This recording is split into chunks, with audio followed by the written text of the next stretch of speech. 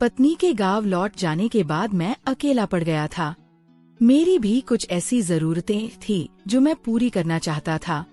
मेरे फ्लैट के नीचे वाले फ्लोर पर एक भाभी रहती थी। मैं अक्सर उनसे हंसी कर लेता था। एक दिन मेरी तबीयत बिगड़ गई और मैं ऑफिस नहीं गया। मैंने सोचा भाभी के पास जाकर टाइम पास कर लेता हूँ। उनसे बात करूँगा तो अकेला भी नहीं लगेगा और घर की याद भी नहीं आएगी। मैं उनके घर गया तो भाभी चाय बनाने लगी और जैसे ही वह चाय का कप देने के लिए झुकी तो उनका पल्लू गिर और उनके उभार का ज्यादातर भाग मेरी आंखों के सामने आ गया। मैं बेकाबू हो गया और उनके दोनों संतरों को। हेलो दोस्तों, आज की इस रोमांचक कहानी में आप सभी का स्वागत है। मेरा नाम विशाल है। मेरी उम्र 30 साल है और मैं एक शादीशुदा आदमी हूँ। मेरे 2 बच्चे भी हैं और मैं उनसे बहुत प्यार करता हूँ। मैं झारखंड के एक छोटे से गांव का रहने वाला हूँ, लेकिन पिछले 10 साल से मैं बिहार में रहकर जॉब करता हूँ। मैं एक बहुत ही शर्मीला किस्म का इंसान हूँ, इसलिए मुझे लड़कियों से बात करने में भी शर्म आती है। शादी से पहले भी मैंने किसी लड़की से बात नहीं की थी। एक बार मेरे दोस्त की चचेरी बहन ने मुझसे बात करने की कोशिश भी की थी तो मैंने ही उसे मना कर दिया था। मेरा मन तो बहुत करता था, लेकिन मैं किसी भी लड़की से कुछ बोल नहीं पाता था। हालांकि मैं आपको यह बता दूं कि मेरी दिलचस्पी शुरू से ही लड़कियों से ज्यादा भाभियों में रही थी। यह उस समय की बात है जब मैं बिहार में किराए के मकान में अपने पूरे परिवार के साथ रहता था। शुरू में हमारे घर की माली हालत काफी अच्छी थी क्योंकि मैं अच्छे पैसे कमा लेता था, लेकिन फिर धीरे धीरे हमारे घर के हालात बिगड़ते गए। दरअसल हुआ यह था कि मेरी माँ की तबीयत बहुत ज्यादा खराब हो गई थी। मेरी माँ गांव में ही रहती थी। जब उनकी तबीयत ज्यादा खराब हुई तो मुझे अपने पूरे परिवार के साथ गांव वापस लौटना पड़ा। हम थोड़े दिन गांव में ही रहे और माँ की सेवा की। जब माँ की तबीयत में सुधार आने लगा तो मैं अपने पूरे परिवार को छोड़कर वापस बिहार आ गया, लेकिन इस बार मैं अकेले ही आया था। मैं अपनी पत्नी और अपने बच्चों को साथ नहीं लाया था। पत्नी के साथ ना होने की वजह से मेरी कुछ जरूरतें अधूरी सी रहती थी। अब मैं सोचता था कि काश मुझे कोई ऐसा मिल जाए जो मेरी जरूरतें पूरी कर सके, पर मैं इतना शर्मीला था कि किसी से बात करने में भी मुझे बहुत शर्म आती थी। मैं आपको अपनी एक खासियत और बता दूं कि मेरे परिवार की हर एक भाभी से मेरी बहुत अच्छी बनती है। मैं जिस फ्लैट में रहता था उसी फ्लोर के नीचे एक भाई साहब अपने परिवार के साथ रहते थे। उनके परिवार में उनकी पत्नी और 2 बेटियां थी। मेरी उन लोगों से कभी कभी हाय हेलो हो जाती थी। जब मुझे वहाँ रहते रहते 6 महीने से ज्यादा हो गए तो उन लोगों के साथ मेरे घरेलू संबंध हो गए थे। हम कभी कभी साथ मिलकर लंच और डिनर किया करते थे और कभी कभी साथ में घूमने भी जाया करते थे। भाई साहब मुझ पर बहुत भरोसा करने लगे थे और वैसे भी मैं एक भरोसे वाला इंसान हूँ। मैं किसी को धोखा नहीं देता हूँ। भाभी मुझसे बहुत अच्छे से बात किया करती थी और मैं भी उनसे हंसी कर लिया करता था। जब भाई साहब घर पर नहीं होते थे और भाभी को हॉस्पिटल या बाजार जाना होता था तो वह मेरे साथ ही जाती थी। इस बीच हम आपस में बहुत सारी बातें किया करते थे और मुझे भाभी का स्वभाव बहुत पसंद आने लगा था।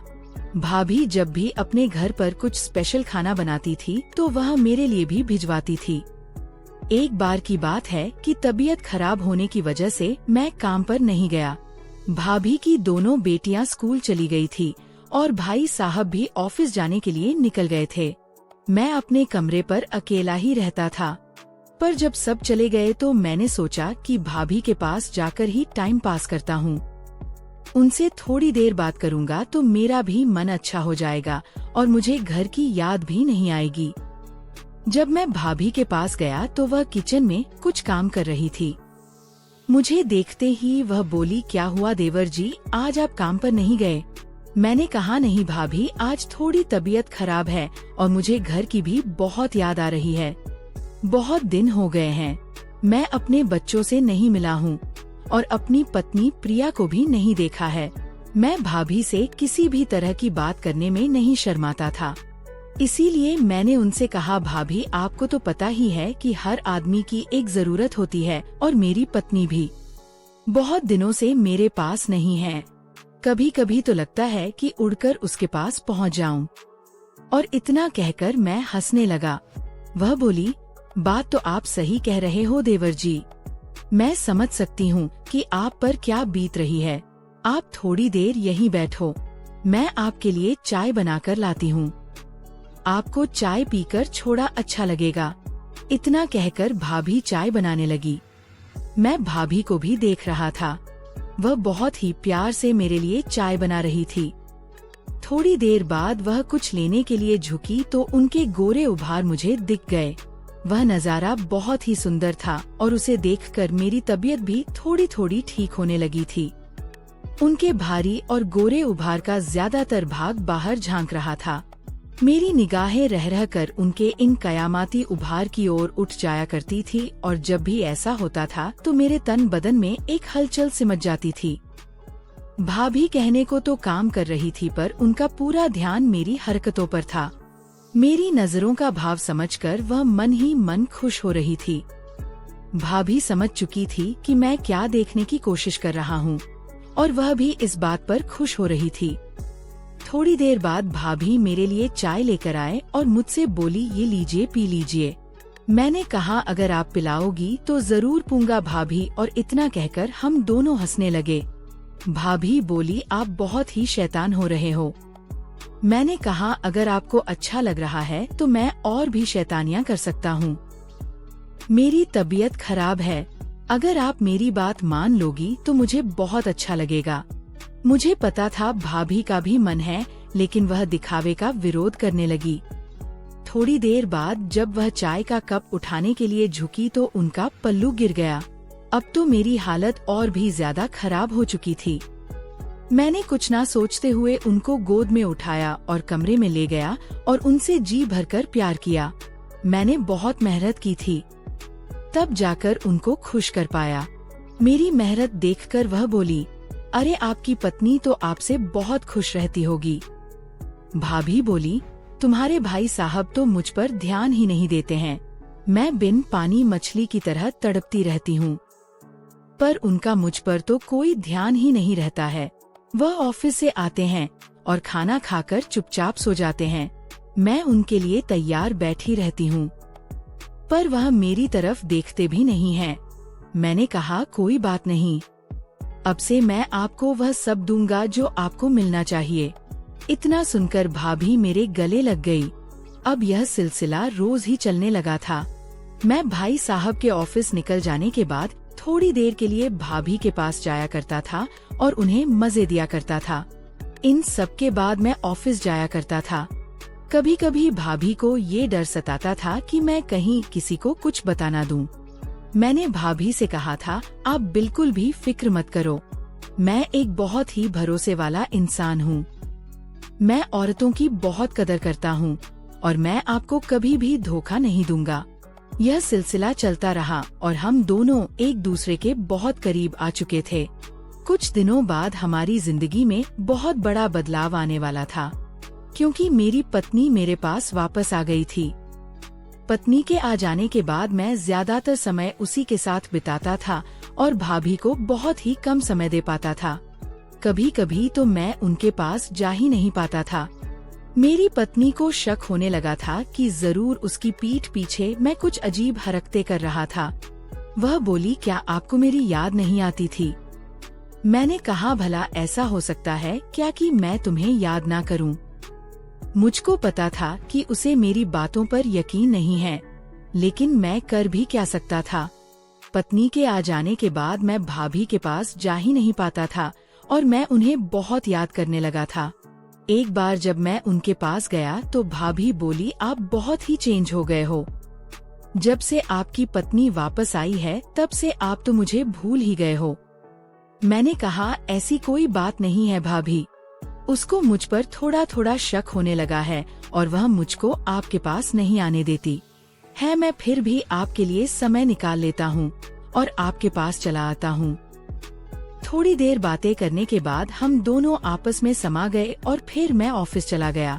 कुछ दिनों बाद मेरी पत्नी को मेरी शर्ट पर लिपस्टिक के निशान मिले। अब तो उसका शक यकीन में बदल चुका था, जो बोली, मुझे पहले से ही पता था कि तुम्हारा उस चुड़ैल के साथ चक्कर चल रहा है। मैं अभी जाकर सब कुछ भाई साहब को बता दूंगी और तुम दोनों का पर्दाफाश कर दूंगी।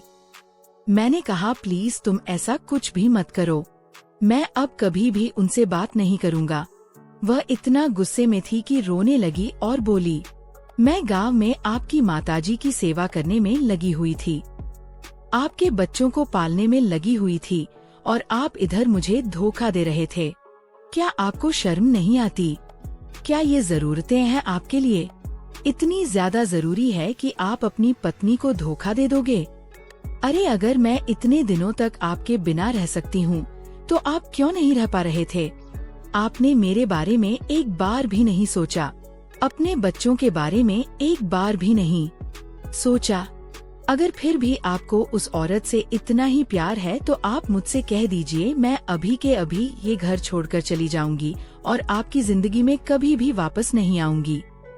औरत सब कुछ बर्दाश्त कर सकती है पर अपने पति का बंटवारा बर्दाश्त नहीं कर सकती, और मैं भी बर्दाश्त नहीं करूंगी। अगर आपको मेरे साथ रहना है तो मेरा ही बनकर रहना होगा, नहीं तो आप मुझसे कह दीजिए मैं गांव चली जाऊंगी और वहीं रहकर माताजी की सेवा करूंगी। मैं समझ चुका था कि मैंने अपनी कुछ पलों की जरूरतों के लिए अपनी पत्नी का दिल दुखाया है। मैंने उससे माफी मांगी और बोला, आगे से कभी भी ऐसा नहीं होगा। तुम कहीं भी मत जाओ और मेरे साथ रहो। तुम मेरे लिए सब कुछ हो, हमारे बच्चे मेरे लिए सब कुछ हैं। मैं तुम लोगों के बिना जिंदगी नहीं जी पाऊंगा। इसके बाद से मैं कभी भी भाभी के पास नहीं गया। मैंने उनको भी सारी बात बताई और उनसे भी माफी मांगी। कमेंट करके जरूर बताइएगा कि आपको यह कहानी कैसी लगी। अगर आपको यह कहानी पसंद आई हो तो इसे लाइक करें और अपने दोस्तों के साथ भी शेयर करें। आगे भी ऐसी रोमांचक कहानियों के लिए हमारे चैनल को सब्सक्राइब करें और बेल आइकन दबाना ना भूलें।